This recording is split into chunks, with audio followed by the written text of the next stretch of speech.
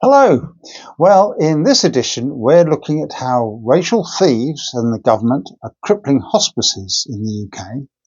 And we're calling out the government when they claim they can't pay pensioners the winter fuel payment because they can't afford it. And we're responding to accusations from newer generations that we baby boomers are responsible for all the so-called problems they face. Welcome to Grey Matters.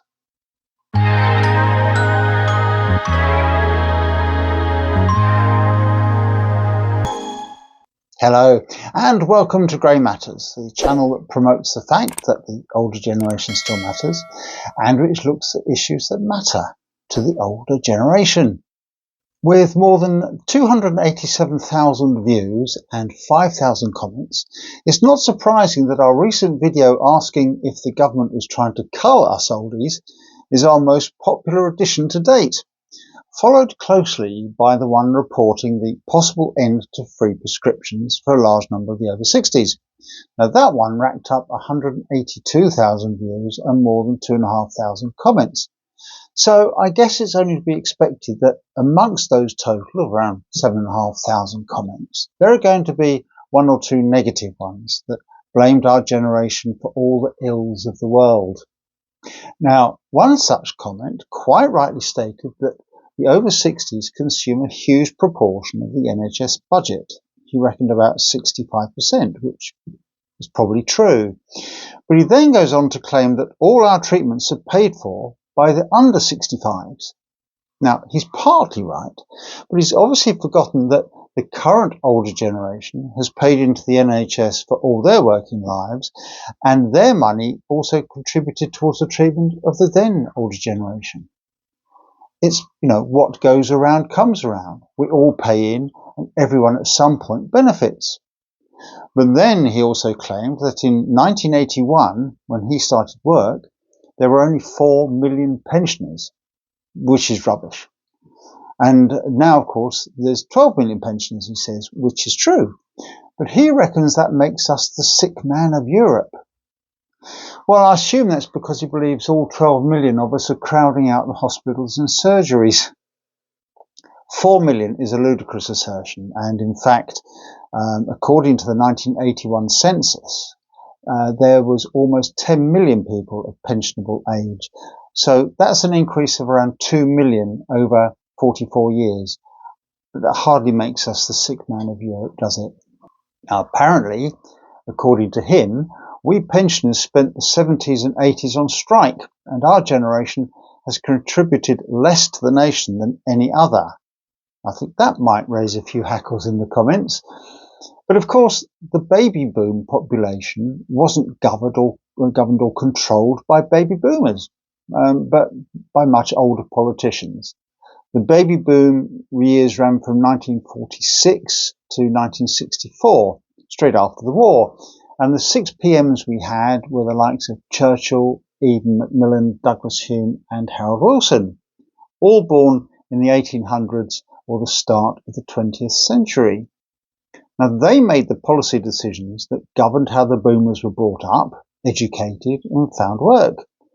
Back then, only the elite made it to grammar schools and universities, but the governments did their best to enable the post-war generation to thrive. Now, of course, these days, opportunities in education are huge, and it's now expected that almost every child should seek a university education. And it was the boomers in government in recent years that ensured that happened. And if that's ruining their futures, well, aren't we awful? But then Labour took power in the 70s, and that's when the strikes occurred. Not because of the boomers, but because of greedy individual trade unionists who wanted more and more money. And if you were told to strike back then, you had no choice, because retribution would be swift and often violent, enforced by the non-boomer workers. In some industries, the workers ended up earning twice as much as the managers. Our boomer generation simply lived according to the government policies of the time, taking advantage of the opportunities that presented themselves, just as the current generations do and will do in the future. If things aren't going your way at the moment, it's probably because of government policies currently. And if you're talking about saving the planet, well, don't forget it was our generation who basically invented recycling. We all have milk deliveries. The milk bottles went back. Most of the soft drinks you bought were on a deposit basis, so you took the bottles back so they could be used again. We had electric milk floats. You know, it's ridiculous to blame us for all your problems. The people to blame are the people that made the rules. Welcome back. Across the UK, hospices are struggling. Many have been forced to cut staff and services as they face the most challenging time in their history.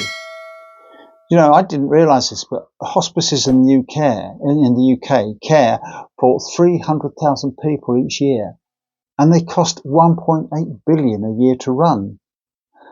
More than 1.3 billion of that comes from fundraising, but of course that's been hit hard by the cost of living crisis. It's less than $500 million that comes from government funding, and that's failed to keep up with inflation. Not surprising. Now, St Cuthbert's Hospice in Durham was forced to make 18 staff redundant last month, it's January 2025, as it battles a £1.3 million deficit. Now, the government announced in December last year that they had allocated £100 million for hospices across the UK.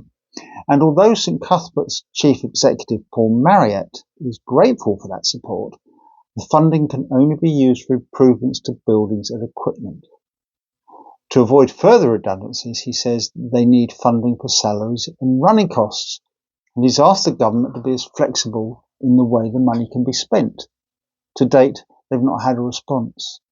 And surely, isn't that common sense? The hospices know where the money needs to be spent, so for goodness sake, let them make the decisions and put the money where it's needed. The fact is that it's Rachel Reeves' hike in employer NI contributions that's had the hugest impact. Many businesses are now unable to invest in future development and progress, and many are actually laying off staff simply because they can't afford them. And recruitment is down because they can't afford the staff. And that's what's happening to hospices like St Cuthbert's. And if they are facing redundancies, you can bet your bottom dollar that all the hospices are in the same boat. And redundancies at a hospice have a profound effect on patient care, patient welfare, and the end of life plans.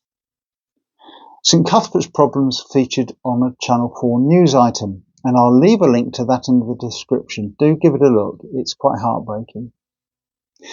Now, YouTube here gives us, here at Grey Matters, the opportunity for viewers to make donations to a huge variety of charities, but unfortunately, they're all US-based. So I've included a link to St Cuthbert's donations page in the descriptions, and I'd like you all, if you can afford it, to just drop them £1.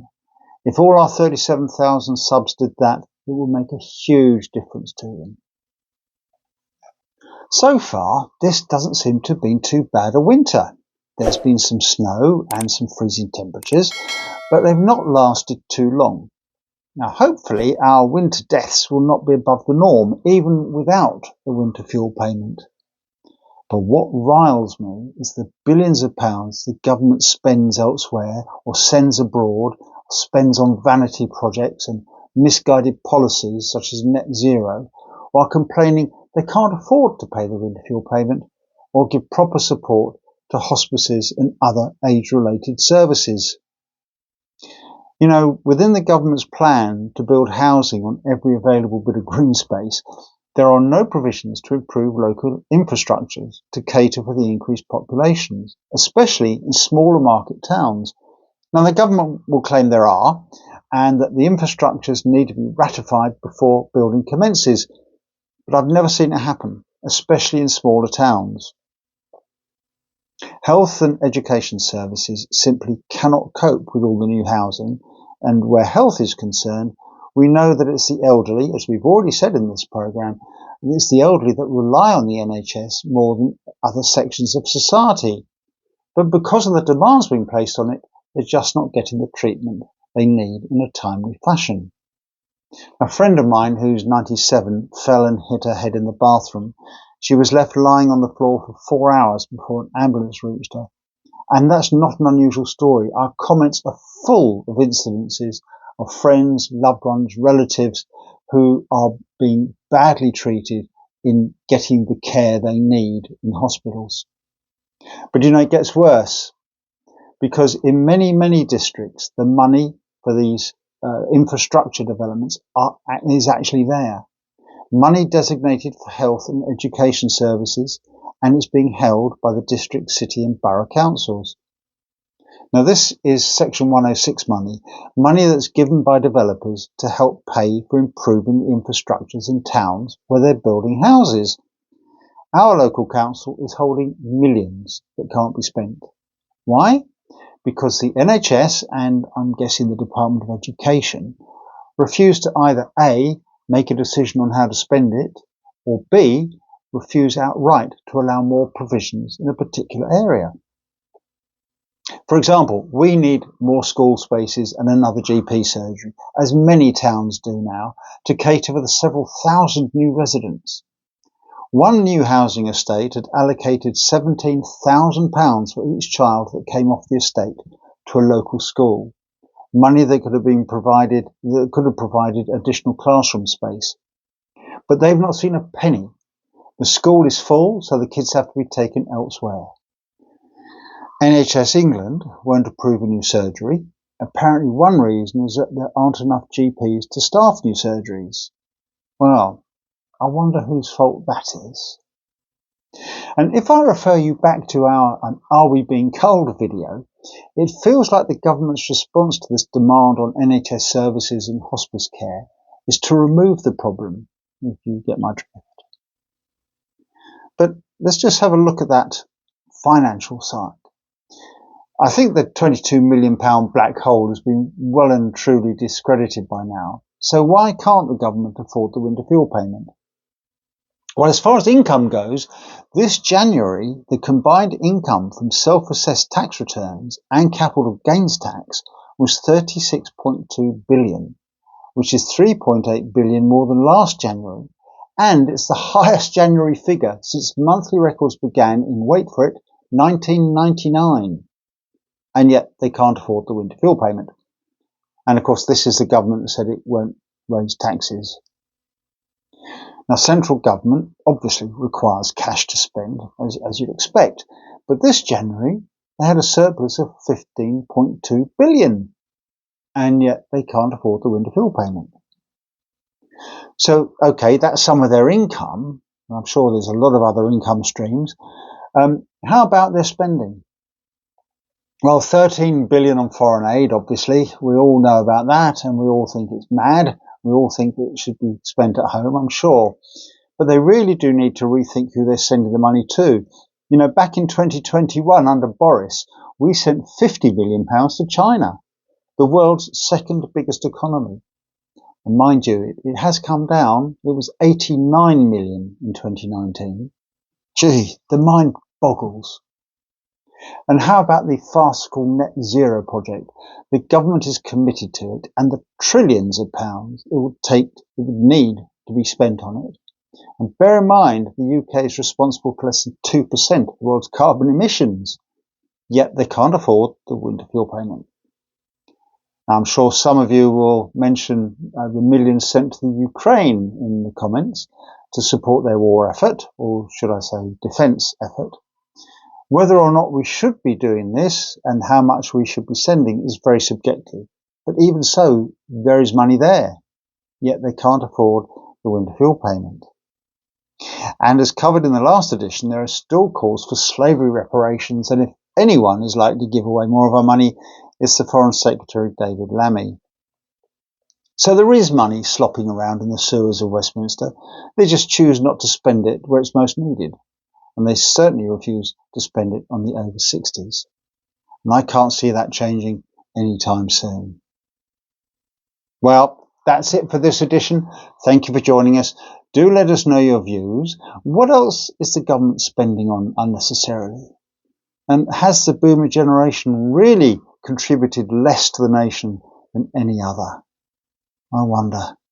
You're also very welcome to join our community by hitting the subscribe button and hit the bell to be alerted for future content. Oh, and please do consider clicking the link in the description to donate £1 or more to St Cuthbert's Hospice. It would really be appreciated.